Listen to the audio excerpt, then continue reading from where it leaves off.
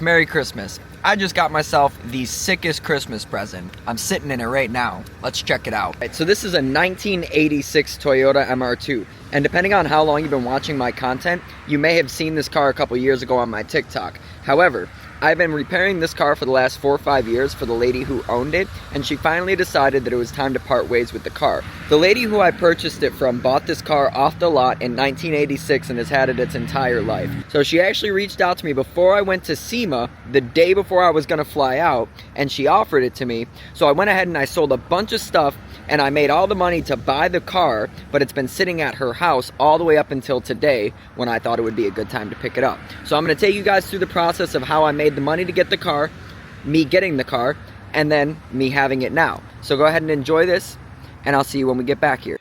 Alright, so I would say that was a successful day. So obviously I already filled you guys in on what's going on, right? So the goal was to make $1,000, right? I made $930, right? So I sold the bed for $500. Then he asked me to buy the tailgate, $200. Then he asked me to buy the bumper. He only had an extra 30 bucks on him. He was already buying 2 stuff. Gave him the back bumper too, 730 bucks. But I literally had a whole nother truck that I was just going to take apart, redo entirely, because I have a whole fucking frame and everything already powder coated. Oh, that's awesome. My buddy's doing that right now with an F350. 730. Thank you. Then those kids came through and bought the NK wheels for $200. Now we up. Now I'm going to go buy the title to the MR2. Alright, let's try to jump this thing real quick. Stolen? Yes. Oh, this was...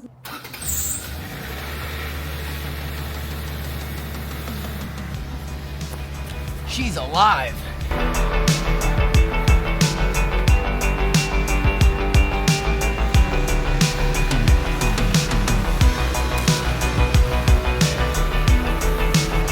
Alright, it survived. It turned on. Time to pump up these tires and make sure it can get home safely.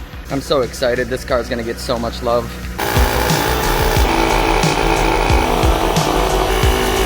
Sounds like it's misfiring. That's alright.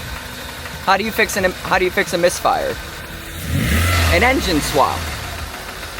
Alright, let's drive this thing back home.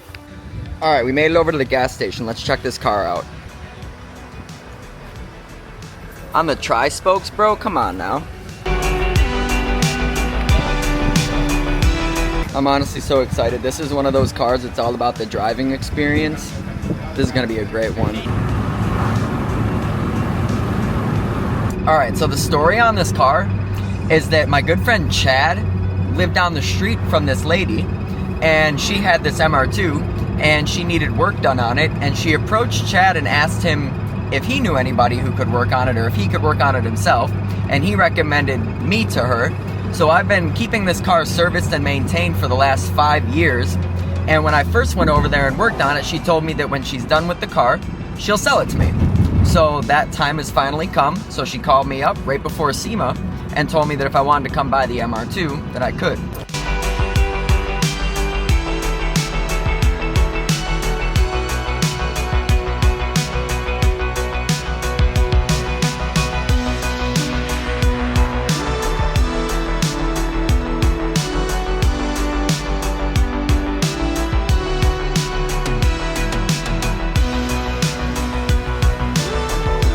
Alright, so now that you got the entire rundown on how I acquired this MR2 today, the question is, what am I going to do with it?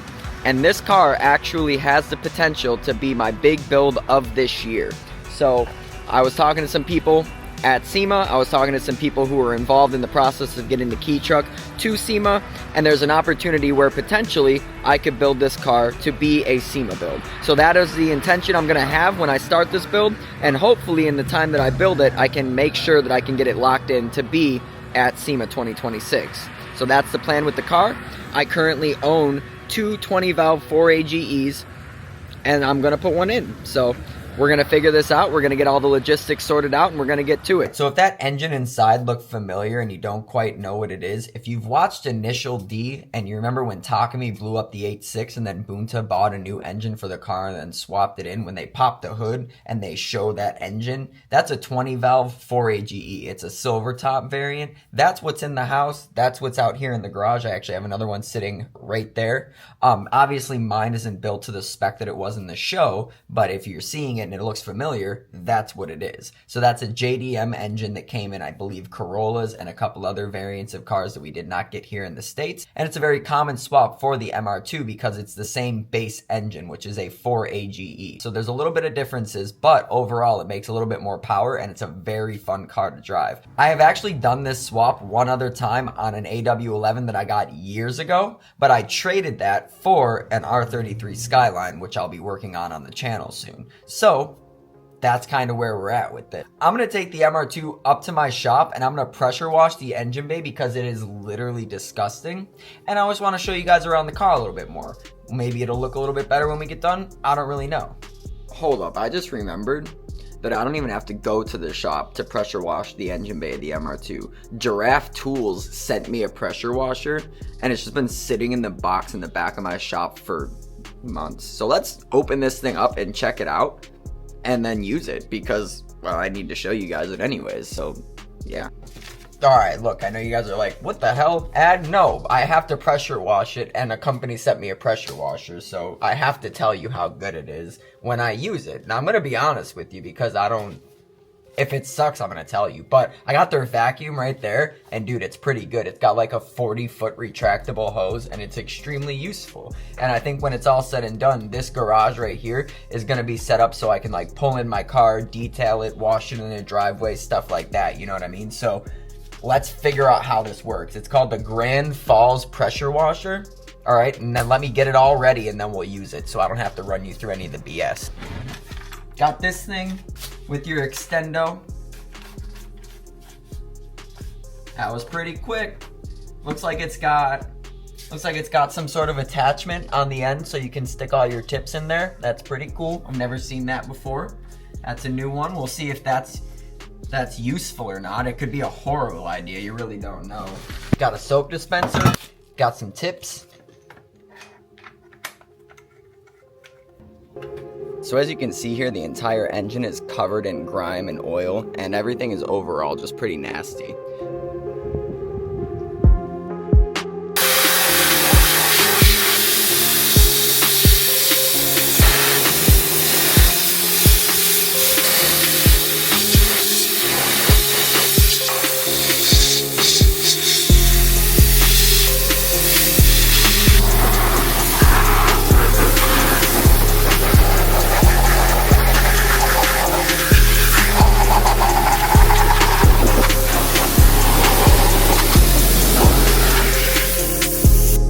Alright, now that we got the initial pressure wash done, let me get some soap and get some soap on there and try to see what else we can get off. I got some purple power and some degreaser mixed up in here, so I'm just going to spray this on the engine real quick and then I'll come back in like 10-15 minutes and spray it off and show you guys how it looks.